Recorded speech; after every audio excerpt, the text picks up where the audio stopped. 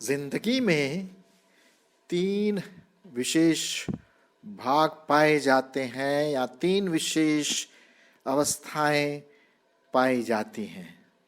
और शायद आपने वो एक गाना सुना होगा, बहुत पुराना गाना है जो मुझे बहुत पसंद है और इसमें एक सच्चाई भी है। लड़कपन खेल में खोया, जवानी नींद भर सोया, बुढ़ापा देख कर रोया। लड़कपन खेल में खोया, जवानी नींद भर सोया, बुढ़ापा देख कर रोया, सजन रे झूठ मत बोलो, खुदा के पास जाना है। और मेरे ख्याल में इस गाने का मतलब इस प्रकार से है कि आपकी और मेरी ज़िंदगी में जो तीन अवस्थाएं हैं, बहुत महत्वपूर्ण अवस्थाएं पाई जाती हैं। अब प्रश्न ये उठता है कि हम इन तीन अवस्थाओं में कैसे हैं, क्या करते हैं, और भी कई प्रकार की बातें हैं जिसके बारे में सोचना पड़ता है। बचपन जब आता है, अरे साहब, बचपन का जो टाइम होता है ना, वो तो कुछ अलग ही होता है ना। एक गाना आपने शायद सुना होगा, अगर बच्चे होते, नाम हमारा होता ककलू पकलू, खाने को मिलते लड्डू। है बचपना, वो बाल जो हवा में उड़ रहे हैं, वो खेल, वो छोटी सी लड़ाई झगड़े, वो प्यार मोहब्बत। बचपन में ऐसे ही होता है, 5 मिनट में थोड़ा सा गुस्सा और 5 मिनट में फिर दोस्ती, है कि नहीं। और बड़े लोग, जो बुजुर्ग लोग हैं, वो बचपन को देख करके, जो दूसरे लोगों के जो छोटे बच्चे हैं देख करके बड़े खुश होते हैं और उनको अपनी ज़िंदगी याद आती है कि वो भी कभी इस प्रकार से थे। तो बचपन का जो टाइम होता है बहुत खुश नसीब होता है, मतलब बड़ा आनंद आता है। कभी कभी बचपन में मैं छोटी छोटी चोरियां भी किया, शायद क्या वो तो ठीक नहीं था, लेकिन हो जाता है ना। तो ये बचपन की कुछ इनोसेंस चीज़ें हैं जिनको हम पूरी रीति से नहीं जानते, लेकिन धीरे धीरे जैसे हम बड़े होते हैं, जवानी की अवस्था में पहुंचते हैं। और साहब, जवानी की अवस्था में पहुंचने का तो कुछ और ही जायका है कि नहीं। थोड़ा परिपक्वता आ जाती है, हम समझने लगते हैं जीवन के बारे में, और ये एक ऐसा समय होता है जिसमें बहुत जोश होता है, कुछ करने की बड़ी उम्मीद रहती है। पढ़ाई लिखाई, इंटेलेक्ट, इमोशनल, फिज़िकल, सब प्रकार की जो हमारी चीज़ें बढ़ती चली जाती हैं, और वो जवानी में पीक की तरफ आती है, बिल्कुल ऊंचाई की तरफ आती है। और हमारे कुछ स्पेशल दोस्त भी होते हैं, है ना। और इस प्रकार से हम आगे बढ़ते हैं। जवानी का अपना एक जलवा है और उसको भी हमें बड़े ध्यान से देखना है। जैसा कि बाइबल में लिखा हुआ है कि जवानी की अभिलाषा से आपको और मुझको भागना है ना। बचपन से भी हमें थोड़ा केयरफुल रहना और जवानी में भी। लेकिन जो लास्ट स्टेज है, जिसे हम कहते हैं बुढ़ापापन या वृद्धता या बूढ़े लोग, बुजुर्ग लोग, वो आखिरी स्टेज है हमारे जीवन की। और उसमें फिर वहाँ जब आदमी पहुँचता है तो स्लो हो जाता है। अब वो उतनी जो एक्साइटमेंट था, चलना फिरना था और खूब इधर उधर एंजॉयमेंट जो करते थे, वो अब नहीं रहा। अब भाई हर चीज़ का बड़ा कंट्रोल रखना पड़ता है, खाने पीने का कंट्रोल रखना पड़ता है। ज़्यादा चल नहीं सकते हैं, लेकिन चलना बहुत ज़रूरी है। मेडिसिन खाते रहते हैं और बोलने की शक्ति ख़त्म हो जाती है, दांत भी कभी टूटने लगते हैं। बुजुर्ग की अवस्था, और ये एक ऐसी अवस्था है जिसमें परमेश्वर हम सबों को लाता है। मतलब अगर हमारी मौत जवानी में ना होई तो हम बुजुर्ग की अवस्था में आते हैं। और बुजुर्ग के लिए, वृद्ध लोगों के लिए परमेश्वर का वचन बिल्कुल क्लियर कट है, क्योंकि हम सब इस अवस्था में पहुंचेंगे, या पहुंच रहे हैं या पहुंच चुके हैं। और ये बहुत ज़रूरी है, विशेष करके हमारे जो बुजुर्ग अभी नहीं हैं, परिपक्वता में हैं, अभी 40-50 साल समझ लीजिए उस एज में हैं या जवानी में हैं। आपके लिए और मेरे लिए एक कर्तव्य है वृद्धों के प्रति, हैं, चाहे वो अंकल हो, आंटी हो, हमारी कोई पुरानी नाना नानी हो, जिसे हम कह सकते हैं दादा दादी हो, उनके प्रति हमारा जो कर्तव्य है परमेश्वर के वचन में बहुत साफ रीति से लिखा गया है। पहली बात मैं पढ़ूंगा जो पाया जाता है लेविटिकस, और उसको हम पढ़ेंगे लेविटिकस लेव्य व्यवस्था हिंदी में, और उसका 19वां अध्याय और 32 पद।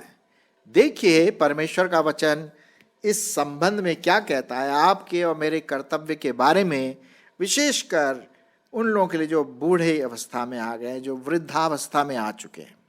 32वां पद, पक्के बाल वालों के सामने उठ खड़े होना। पक्के बाल वालों के सामने उठ खड़े होना और बूढ़े का आदरमान करना, बूढ़े का आदरमान करना, और अपने परमेश्वर का भय निरंतर मानना। मैं यहोवा हूँ। कितना साफ लिखा हुआ है, मैं यहोवा हूँ। यहाँ पर परमेश्वर का वचन बहुत साफ रीति से कहता है कि जो जिनके बाल पके होते, पक्के का मतलब सफ़ेद, हो सकता है कईयों के उतने बाल ना हो, लेकिन कहने का मतलब जो वृद्धावस्था में पहुँचते, हमें उनके सामने खड़े होना है। खड़े होने का मतलब क्या है? आदर देना है, सत्कार देना है, क्योंकि वो हमसे बड़े हैं, परिपक्व हैं, ज़्यादा समझदारी हैं, वो हमारा काउंसलिंग कर सकते हैं, उन्होंने जीवन देखा हुआ है, उन्हें पता है कहाँ गलती होती है और कहाँ अच्छे काम होते हैं, इसलिए हमें उनका आदर करना है। और इस बात का भी ध्यान रखें मेरे प्रियो, जिस अवस्था में वो हैं, एक दिन अगर प्रभु ने चाहा हम भी वही अवस्था में पहुंचेंगे, और जब लोग हमारा आदर सत्कार करेंगे तो कितना अच्छा लगेगा। तो मेरे प्रियो, विशेष करके हम जो हमारे कई लोग हैं जो वृद्धावस्था में पहुंच गए हैं, जो बुढ़ापेपन में आ चुके हैं, हमें उनका आदर करना है, सत्कार करना, चाहे कोई भी उनके अपने विचारधारा हो, उनसे हमें आर्ग्यूमेंट नहीं करना है ना, क्योंकि वो जानते हैं कि वो क्या बोल रहे हैं, उनके पास एक्सपीरियंस है, उनके बाल ऐसे ही नहीं पके हुए हैं, वो ऐसे बूढ़े नहीं हुए हैं, अनुभव है उनके पास। तो इस बात का आप ज़रूर ध्यान रखिए। परमेश्वर का वचन बहुत साफ रीति से इसके बारे में कहता है। और भी मैं आपके सामने कई पदों को, वचनों को आपके सामने रखूँगा जो परमेश्वर का वचन बहुत साफ रीति से यहाँ पर कहता है। अच्छा, उसके बाद और भी क्या कर्तव्य है हमारा, जो बूढ़े नहीं हुए हैं अभी तक, जो वृद्ध लोग हैं, बूढ़ी अवस्था में हैं, क्या और कर्तव्य है? एक तो हमें आदर करना है, ठीक है। दूसरा हम देखते हैं यहाँ पर 1 तिमोथी उसका 5वां अध्याय, 1 तिमोथी उसका 5वां अध्याय और 1 से 3 पद तक। यहाँ पर भी कुछ इसी संबंध में जो मैं आपके सामने बता रहा हूँ, परमेश्वर का वचन साफ रीति से कहता है, किसी बूढ़े को न डांट, पर उसे पिता जानकर समझा दे, और जवानों को भाई जानकर, बूढ़ी स्त्रियों को माता जानकर, और जवान स्त्रियों को पूरी पवित्रता से बहन जानकर समझा दे। उन विधवाओं का जो सचमुच विधवा है आदर कर, है कि नहीं? तो यहाँ पर हम देखते हैं जो विशेष करके जो वृद्ध हैं, बूढ़े हैं, बुजुर्ग हैं, हमें उनको नहीं डांटना है। डांटते किसको? जो हमसे छोटे होते हैं। मेरे ख्याल में आपके मम्मी डैडी ने आपको डांटा होगा, मैंने अपने बच्चों को डांटा है। क्यों? क्योंकि हमसे छोटे हैं, बढ़ रहे हैं। अगर हम किसी बूढ़े को डांटते हैं तो परमेश्वर के वचन के विरोध में पाप करते हैं, बिल्कुल साफ लिखा हुआ है। मुझे बहुत दुख के साथ कहना पड़ता है, आजकल जवान लोग, विशेष करके हमारे जवान भाई बहन, आदर करना भूल गए हैं। मैं सबके बारे में नहीं कह रहा हूँ, लेकिन ज़्यादातर जब कोई भी वृद्ध आता है या बुजुर्ग आता है, हम रिस्पेक्ट नहीं देते हैं। बहुत गलत बात है। अरे साहब, परमेश्वर का वचन साफ लिखा, याद रखिए कि एक दिन आप भी बूढ़े होंगे, मैं भी बूढ़ा होऊंगा, बल्कि मैं बूढ़ा हो रहा हूँ हाँ। तो हमें ध्यान रखना है कि अगर हम दूसरों का आदर ना करें, जो विशेष करके जो वृद्ध अवस्था में, आप सोचेंगे कि आपका कोई आदर करेगा? नहीं करेगा। और कितना खराब लगेगा जब हम किसी बूढ़े को, किसी वृद्ध अवस्था में जो लोग हैं, उनको प्यार से समझाएं, पिता जानकर, है ना। हो सकता है शारीरिक पिता ना हो, आत्मिक पिता हो। लेकिन एक चीज़ मैं आपके सामने यहाँ पर रखना मांगता हूँ, कभी कभी हम अपने माँ बाप को भी उतनी तिरस्कार की दृष्टि से देखते हैं। अरे यार, पता नहीं कब यहाँ से खिसकेंगे इन लोग। दादा दादी, नाना नानी, माँ बाप जो बुजुर्ग हो गए हैं, आपका और हमारा विश्वासी भाई बहनों का जो कर्तव्य है, आदर वाला, बिना घृणा वाला, और जितनी हमें उनकी सहायता करनी चाहिए उतने परमेश्वर चाहता है कि हम उनकी सहायता करें। क्योंकि याद रखें, हम भी वो एक दिन उसी अवस्था में पहुंचेंगे और हमें भी वैसे ही लगेगा जब लोग हमारा अनादर करेंगे, हमें ऐसे उठा के फेंक देंगे कहीं पर। कितने ऐसे, अब आपने देखा होगा न्यूज़पेपर में आता रहता है, कुछ लोग माँ बाप को कहीं वृद्धावस्था में भेज देते, 1-2 बार महीने में विजिट कर लिया, हाँ ठीक हो, सब ठीक है, प्रार्थना कर रहे हैं, और चले गए। मैं नहीं सोचता हूँ कि ऐसा करना चाहिए। आपको उनको अपने घर में रखना चाहिए। उन्होंने आपको जन्म दिया, वो आपके नानी है, आपके दादा है, आपकी दादी हैं, आपके माँ बाप हैं। इसलिए बहुत ज़रूरी है कि हम उनको वो आदर वाला स्थान दें जो हमारे बुजुर्ग लोग हैं। जी हाँ, ये परमेश्वर का वचन है। लिखा क्या है परमेश्वर के वचन में कि हमें अपने माँ बाप का क्या करना है? आदर करना है। उस समय नहीं जब हम छोटे रहते हैं। होता क्या है कि जब हम काम करने लगते हैं और माँ बाप जब बूढ़े हो जाते हैं तो थोड़ा सा दूरियां बनाना शुरू कर देते हैं, उनसे बातें कम करना शुरू कर देते हैं। और क्योंकि अपने काम में, अपने इंटरटेनमेंट में, अपने चीज़ों में, अपने बच्चों में ही इतने बिजी रहते हैं, बेचारे माँ बाप अकेले फील करते हैं, और कोई उनके साथ बात करने वाला नहीं। ये भी एक मिनिस्ट्री है, ये भी एक सेवकाई है। मैं आपके लिए पढ़ूंगा, क्या बोलते हैं, एक्सोडस, निर्गमन, और उसका 20 अध्याय। आप जानते हैं इस पद को, लेकिन फिर भी मैं पढ़ूंगा। निर्गमन उसका 20 अध्याय 12 पद। क्या लिखा हुआ है? तू अपने पिता और अपनी माता का आदर करना, जिससे जो तेरा देश परमेश्वर यहोवा तुझे देता है उसमें बहुत दिन तक रहने पाए। बड़ी बारी आशीष ये है कि हम अपने माँ बाप का, जो बुजुर्ग शायद हो रहे हैं, होंगे, अगर हम आदर करेंगे तो परमेश्वर हमें लंबी आयु देगा, लंबा जीवन देगा, आशीष देगा। कई प्रकार की आशीष वो आपको और मुझको देता है। तो ये बहुत ज़रूरी है मेरे प्रियो, विशेष करके हमारे वृद्ध अंकल आंटी, नाना नानी, चाचा चाची, माँ बाप, जो भी वृद्ध, न सिर्फ मैं रिलेटिव की बात कर रहा हूँ, जो हमारे रिलेटिव भी नहीं है, हमारे दो बाजू में रहते हैं या बाहर सामने रहते हैं या दोस्त, उसमें है ना, हेलो आंटी, हेलो अंकल, आप कैसे हैं, आइए ना घर में, चाय, हम लोग चाय पियेंगे, मैं आपके लिए म्यूज़िक बनाऊंगा। मैं एक्चुअली मिनिस्ट्री करता था, जो बूढ़े लोग थे जैसे YMCA वगैरह, YWCA, वहाँ म्यूज़िक ग्रुप जा कर के गाना गाते थे। अरे इतने खुश हो जाते थे, वो बड़े खुश होते थे और सिर पे हाथ रख करके बड़ा आशीष देते थे हमें। ये उनकी आशीष का कारण है कि आज हमें परमेश्वर अपनी महिमा के लिए इस्तेमाल कर रहा है ना। एक और मैं पद पढ़ूंगा, पहला पत्रस 5:5, पहला पत्रस उसका 5वां अध्याय और 5 पद। देखते हैं क्या लिखा हुआ है। हे नवयुवकों, जवानों के बारे में है, नवयुवकों, तुम भी वृद्ध पुरुषों के अधीन रहो, वरन तुम सबके सब एक दूसरे की सेवा के लिए दीनता से कमर बांधे रहो, क्योंकि परमेश्वर अभिमानियों का विरोध करता है परंतु दीनों पर अनुग्रह करता है। यह है, हे नवयुवकों, तुम भी वृद्ध पुरुषों के अधीन रहो। ये बड़ा मुश्किल काम होता है कभी कभी कि कैसे हम अपने एल्डर्स के अधीन रहे, अपने वृद्ध लोगों के अधीन रहे। अरे उनको नहीं पता, ये आजकल का मॉडर्न ज़माना, वो क्या जानते हैं। आप वहाँ चुपचाप बैठे रहिए, आपके लिए खाना पानी आएगा और कुछ नहीं करना आपको, हमारे बीच में दखल ना दीजिए। नहीं नहीं नहीं, ऐसे मैंने कई ऐसी चीज़ें सुनी है, इसलिए मैं आपके सामने बोल रहा हूँ, विशेष करके हमारे भाई बहन जो प्रभु में हैं, कि हमें जो वृद्ध लोग हैं, चाहे चर्च के एल्डर्स हों, हमारे घर में हो, उनके अधीन रहना, उनको अपने जीवन समर्पण रखना है। जैसे हम प्रभु को अपना जीवन समर्पण करते हैं, है कि नहीं।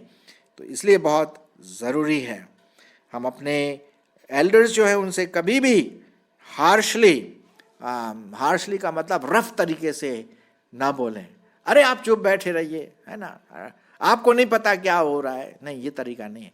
उसी को हम ठीक तरह से बोल सकते, नहीं मम्मी पापा ये मैं हैंडल कर लूँगा, कोई बात नहीं, आप मत बोलिए, बड़ी अच्छी आपकी बात है नानी, अंकल, थैंक यू आपके एडवाइस के लिए, ये ऐसा बोलना है, हार्शली नहीं, बिल्कुल भी नहीं। परमेश्वर को बिल्कुल नहीं भाता, पवित्र आत्मा इससे दुखित होगा, ये पक्की बात है। जी हाँ, तो ये बहुत ज़रूरी है मेरे मित्रों कि हम अपने माँ बाप का, अपने वृद्ध लोगों का आदर करें। एक और बात मैं लिखता यहाँ पर, मैं परमेश्वर के वचन में से बताता हूँ। इफिसियों की पत्री और उसका 6वां अध्याय, इफिसियों उसका 6वां अध्याय और उसका ये क्या लिखा हुआ है, हे बच्चों, अपने क्या लिखा है, हे बच्चों, 6वां अध्याय पहला पद, हे बच्चों प्रभु में अपने माता पिता के आज्ञाकारी बनो। चाहे हमारी शादी हो गई हो, हमारा परिवार हो गया हो, लेकिन माँ बाप तो माँ बाप हैं। क्या पानी के ऊपर छड़ी मारने से पानी अलग होता है? क्या कभी खून को अलग कर सकते? नहीं, मेरे बाप का, मेरी माँ का खून मुझ में है, हम उनको अलग नहीं कर सकते हैं, हमें उनका आज्ञा मानना है।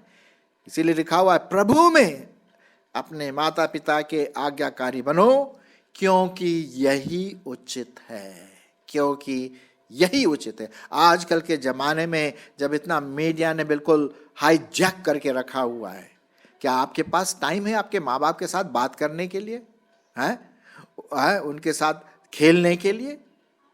देखिए, बहुत इम्पोर्टेंट बात है। या ऐसे उनको एक कमरे में बंद करके खाना वाना दे दिया, पता नहीं सोच रहे हैं कि यार कब यहाँ से निकलेंगे। बहुत दुख की बात है। कई ऐसे परिवारों को देखा है जो बिल्कुल अपने वृद्धावस्था में अपने माँ बाप का अनादर करते हैं, या दूसरे जो वृद्धावस्था में इवन जो रिलेटिव नहीं है उनके साथ भी ऐसे होता है।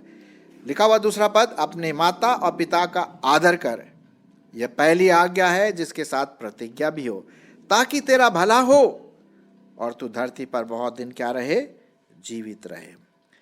आखिरी पॉइंट में बताना मांगता हूँ, जितनी बातें अभी कही वो ये है।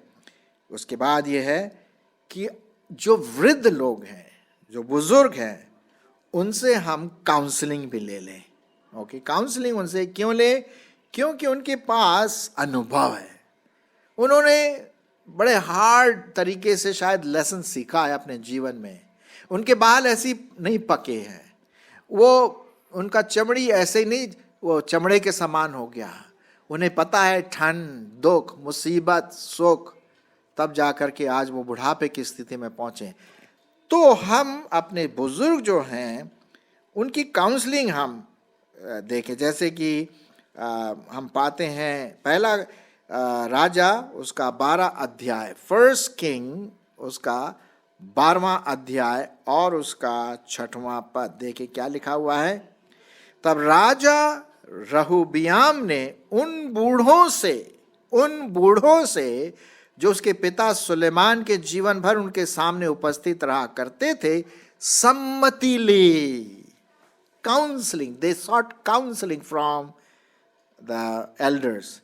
इस प्रजा को कैसे उत्तर देना उचित है, इसमें तुम क्या सम्मति देते हो?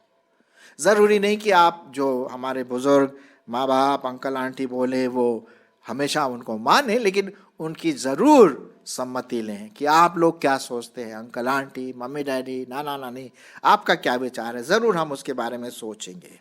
अच्छा लगता है जब बूढ़े बुजुर्ग, वृद्ध लोग हमारी अगुवाई करते हैं। मूसा ने भी यही बात की। मैं पढ़ूंगा निर्गमन और उसका 18वां अध्याय, निर्गमन उसका 18वां अध्याय और 17 से 18 पद। क्या लिखा हुआ है? मूसा के ससुर ने उससे कहा, ससुर मतलब उसका फादर इन लॉ है ना, बुजुर्ग, जो काम तू करता है वह अच्छा नहीं, और इससे तू क्या वरन ये लोग भी जो तेरे संग हैं निश्चय थक जाएंगे, क्योंकि यह काम तेरे लिए बहुत भारी है, तू इसे अकेला नहीं कर सकता, इसलिए अब मेरी सुन ले, अब मेरी सुन ले। मैं तुझको सम्मति देता हूं और परमेश्वर तेरे संग रहेगा, तो तू इन लोगों के लिए परमेश्वर के सम्मुख जाया कर और इनके मुकदमों को परमेश्वर के पास तू इन्हें पहुंचाया कर। उसके फादर इन लॉ ने, उसके ससुर ने मूसा को सम्मति दिया, काउंसलिंग किया, और मूसा ने इस बात को ग्रहण किया। तो मेरे प्रियो, हम देखते हैं बाइबल में ये बात साफ रीति से प्रकट की जाती है। एक टोटल पिक्चर, जो बड़ा पिक्चर वो आ रहा है बाइबल में, कि हमें बुजुर्गों का, चाहे वो हमारे माँ बाप हो, हमारे चाचा चाची, नाना नानी, दादा दादी, या हमारे फ्रेंड्स, अंकल आंटी, जो हमारा रिलेटिव ना हो, हमें उनको आदर की दृष्टि से देखना है, हमें समर्पण करना है। चर्च के एल्डर्स को हमें समर्पण करना है, वृद्ध लोगों को उनकी सम्मति जानना है, उनकी आज्ञाओं को मानना है। तब परमेश्वर हमें क्या देगा? आशीष करेगा, है कि नहीं? तो आइए, हमारा कर्तव्य हमारे वृद्ध लोगों का आदर करना, उनकी आज्ञाओं को मानना, उनके लिए प्रार्थना करना, धन्यवाद देना, उनको धन्यवाद, और उनके द्वारा जो भी आशीष परमेश्वर देता है फिर वो तो परमेश्वर ही जानता है। आइए हम ऐसा ही करें। आमीन।